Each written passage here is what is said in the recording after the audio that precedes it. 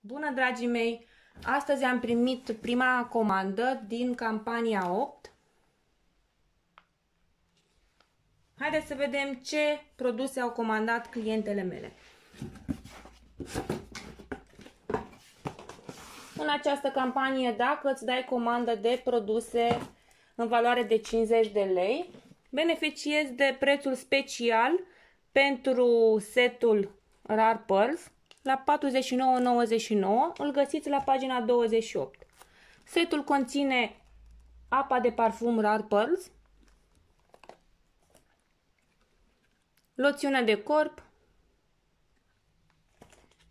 și mini parfumelul. Clienta mea a optat pentru două seturi.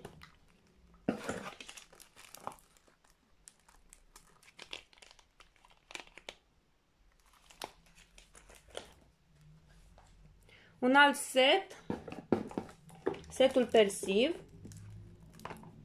care îl găsiți la pagina 68.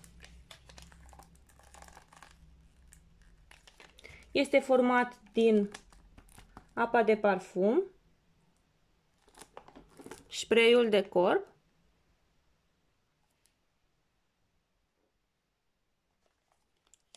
și mini parfumel.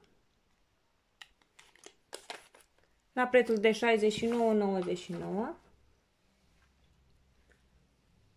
Un ruj, nuanța Pink Dream, la 21,99. Îl găsiți la pagina 113. Un ultra creamy. Vestitul Passion Dance. Cred că în fiecare campanie primesc o comandă de la acest produs. Îl găsiți la pagina 84, la prețul de 25,99. Un parfum Imari Seduction. Îl găsiți la pagina 85, la prețul de 25,99.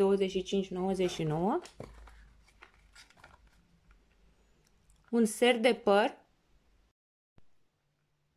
Serul îl găsiți la pagina 42. Este la prețul de 11,99.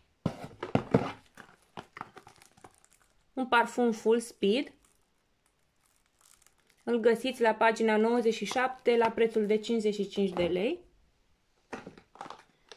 Și cadou o apă de parfum și o loțiune de corp.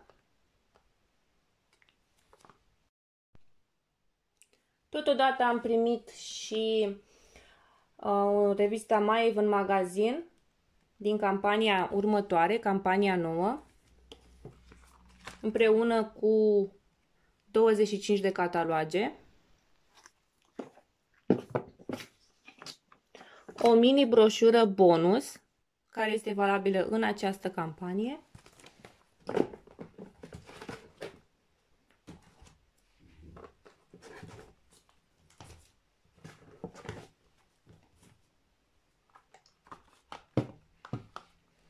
un set cadou